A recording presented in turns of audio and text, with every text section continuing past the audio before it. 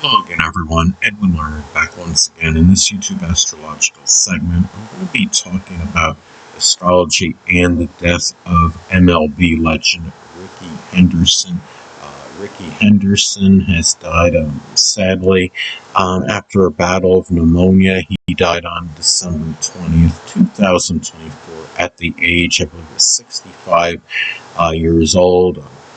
First off, I just want to offer my condolences and prayers to the close friends and family members of Rickey Henderson, if any of them do happen to see this video.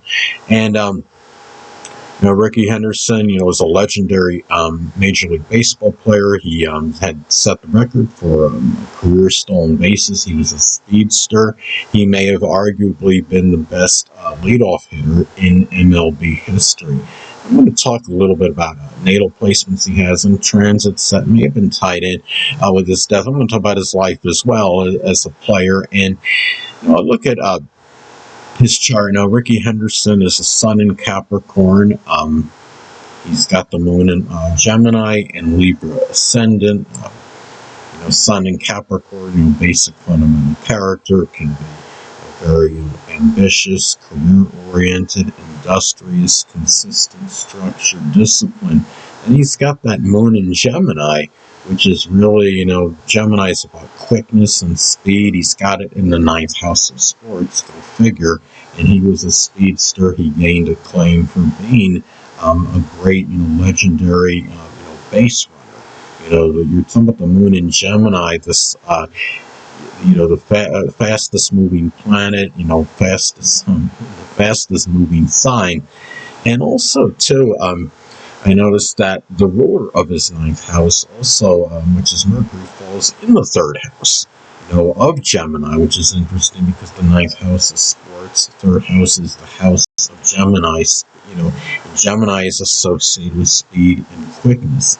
Now, another thing too, that going to, the fact that he had a Libra ascendant, it's a lot of, balance too in what he did, and and really with his, especially I would say in his sports life, because he was a great leadoff hitter, but he also had certain ability, I believe, for power as well and fielding. So he was, very, again, very, kind of balanced, kind of the outer self.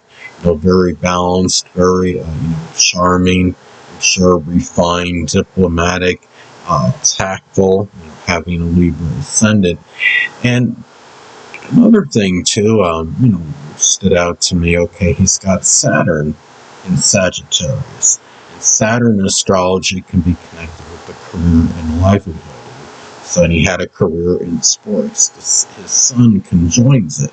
So that, really put him in the spotlight as well, that career, and shine the light on that career in sports where he gained some certain acclaim and notoriety and recognition. And another thing too, about his chart, what I noticed that he does have preponderance of planets on the left side of it, which indicates to me that he's somebody that was really, a self-starter, very self-reliant, independent, was not really waiting, on others to coax him or cajole him or try to inspire him into some kind of, action. And you're more of a do-it-yourselfer. And the thing, too, is, and I'm just looking at as far as, any natal placements in his chart, that stood out, stands out to me. Well, does have Jupiter in the 2nd house of money, which can be making money in something sports related. Jupiter is Scorpio, sign of power. Jupiter is connected with sports, and Scorpio is about having power, having control, and he became obviously a powerful person in the sports world. And another thing, about his, as far as his natal chart, it goes, anything that might, as far as standing out, well, he does have his Mercury in Sagittarius, and it is in his 3rd house. And, Mercury, even though it's in its detriment in Sagittarius, he does have it, in its accidental dignity, being in the third house, which is a good placement by in terms of that as far as the house goes. So even though Mercury in Sagittarius is in its detriment, it's still in that the third house, which does help. Where his mind can be a little bit more versatile than the typical Mercury in Sagittarius. And Mercury in Sagittarius can have a mind for sports. So he just has when I look at the chart, I can just see where he has that that affinity for doing things that are sports related. And just trying to look at his Mars placement. I see he's got his Mars in Taurus. I've seen if it makes the aspect it makes to his midheaven. Now Mars does not make the sextile to his midheaven, but he does have having Mars in Taurus.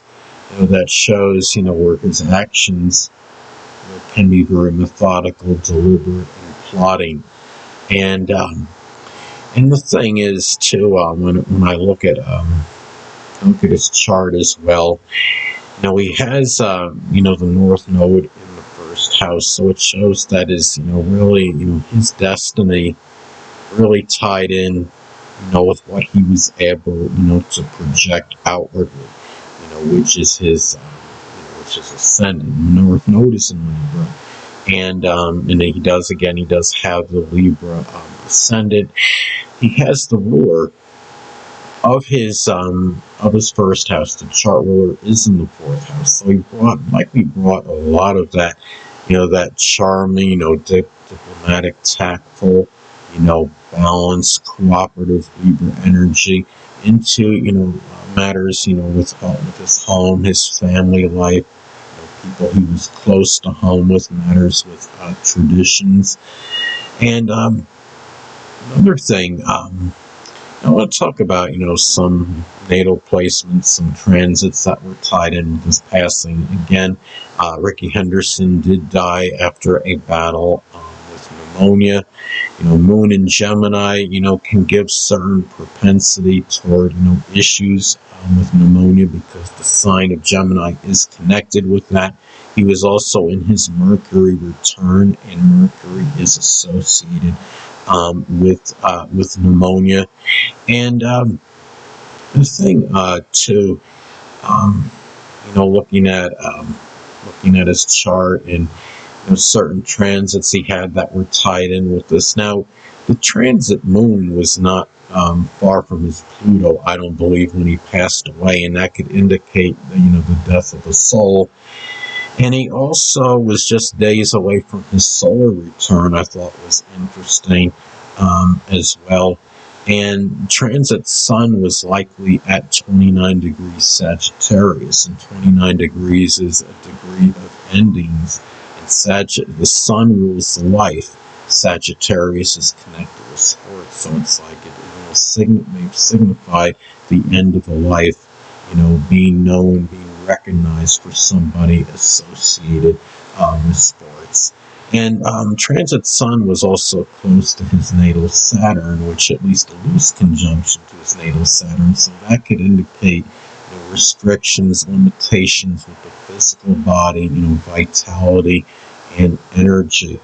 And sadly, when you're talking about the Sun, transit Sun, again, likely being at 29 degrees Sagittarius at the time of his passing, could signify the end of a life, that had certain, expansiveness, optimism, exuberance, enthusiasm, and positivity. And sadly, it just transitioned into, more, melancholy, depressive Capricorn today, the day of the video that I'm doing on December 21st. So, it's just, looking at this as well, he also had, some transits in his sixth house. He had transit,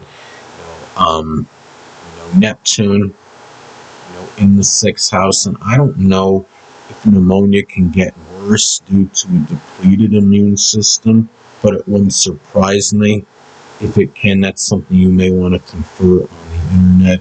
He had transit Saturn in the sixth house, which could indicate dealing with some chronic illness, and it's debilitating. The thing too is, looking at his chart as well, I noticed that transit Uranus made at least a loose opposition to his natal Jupiter. So sadly, that may have suggested that it was hard to find optimism in terms of his future. Sadly, so he may have had some insight or some inkling that maybe he was in his last days, is what I believe, what he was in all likelihood. Another thing too, as far as his chart goes, I noticed too that the transit Black Moon Lilith was also close to his natal South Node, which can be going away from some kind of physical related trauma and suffering. And just looking to see if anything else stands out as far as any transits that are may have been tied into this passing. He had transit Pluto in the 4th house of end of life. I'll notice in a number of cases when people pass that the transit Pluto will often be in one of the houses of endings, which are the 4th, 8th, and 12th houses. Another thing, I noticed that transit North Node in the 6th house could indicate issues that need to be addressed and confronted that are health related.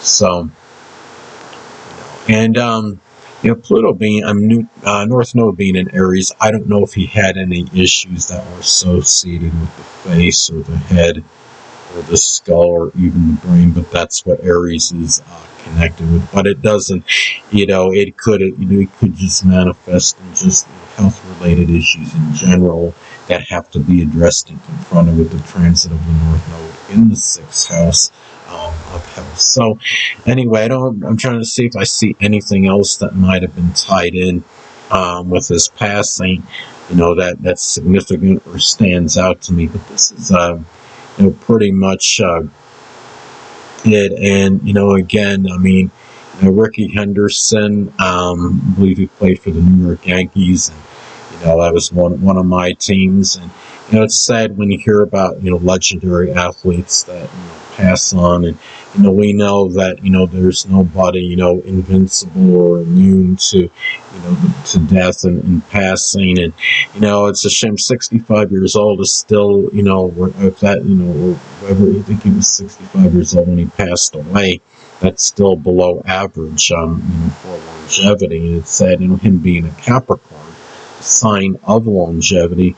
But I think that the sun in Capricorn was an indicator that his life in sports, lasted a pretty good time, was very enduring. I think he played around 20 years, so he played for a very good period and managed to compile and amass a lot of statistical numbers. I think he retired with at least 3,000 hits, and I'm sure he's in the Major League Baseball Hall of Fame. So he received a lot of accolades for his achievements. The sign of Capricorn is the sign of accomplishments and achievements, and he did attain a lot of that in his life. And again, the sun is about the life. Sun conjunct Saturn as well really reinforced a life which I'm sure was very consistent, had a lot of discipline and structure and industry and hard work. So anyway, people, that'll conclude this YouTube astrological segment. Until next time, Edwin Learnard saying stay well.